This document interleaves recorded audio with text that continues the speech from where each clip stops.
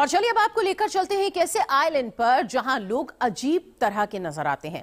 ऐसा लगता है कि मानो ये आइलैंड का एलियंस का हो। और इस आइलैंड के बारे में कहा यह जाता है कि बगैर मास्क के जाने पर यहां मौत तक हो सकती है। क्या है इस रहस्यमय आइलैंड की हकीकत, जानते हैं इस रिपोर्ट में।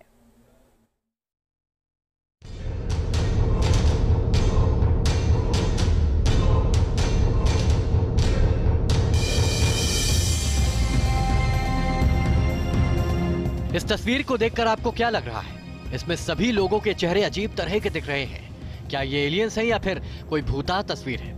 अब ये तस्वीरें भी देखिए।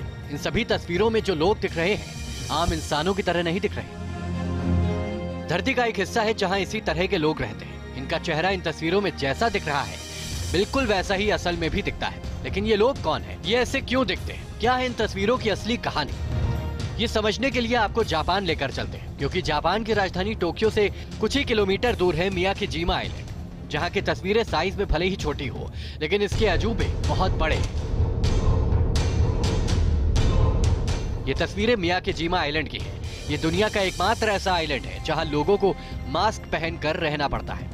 अगर आप इस आइलैंड पर आएंगे तो आपको हर तरफ लोग मास्क पहने घूमते दिखेंगे। यहाँ जाने माने पर्यटकों को भी मास्क पहना दिया जाता है। आप सोचिए धरती की जगह के बारे में जहां लोगों को बिल्कुल वैसे ही रहना होता है जैसे एस्ट्रोनॉट मास्क पहनकर रहते हैं। कैसी होती होगी इनकी जिंदगी। कहा जाता है कि यहाँ लोगों को हर वक्त मास्क अपने साथ रखना पड़ता है। कभी कभी यहाँ अलार्म भी बजता है और उस वक्त अगर किसी ने मास्क नहीं पहना तो जान भी जा सकती है। तो फिर क्यों मियाकेजीमा आइलैंड में रहने वाले लोगों को मास्क पहनना पड़ता है? क्यों मास्क ना पहनना इतना खतरनाक साबित हो सकता है कि किसी की जान भी जा सकती है?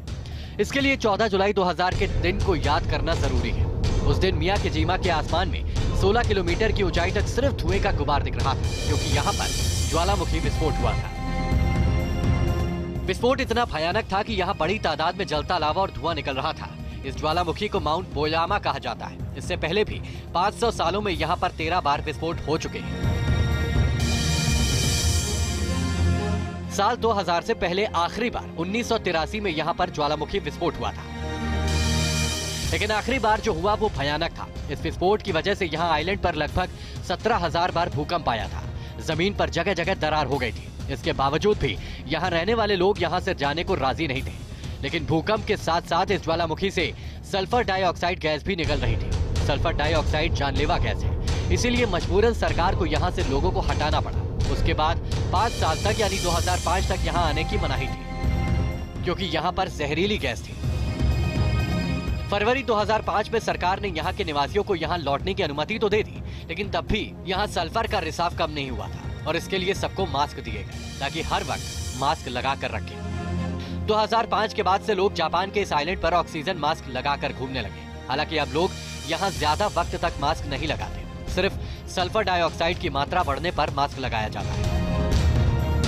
यहाँ पर अलार्म सिस्टम भी लगा हुआ है। अगर सल्फर डाइऑक्साइड गैस बढ़ती है तो यहाँ अलार्म बजने लगते हैं और सभी लोगों को मास्क पहनना ही पड़ता है। और इसीलिए बताया जाता है कि यहाँ के लोग हर जगह हर वक्त मास्क लेकर चलते हैं। अब ये जगह पर्यटकों को लुभा रही है। दुनिया भर से हजारों पर्यटक यहाँ पहुँचते हैं, लेकिन पर्यटकों को भी मास्क के साथ ही यहाँ पर घूमने की सलाह दी जाती है। Team news nation.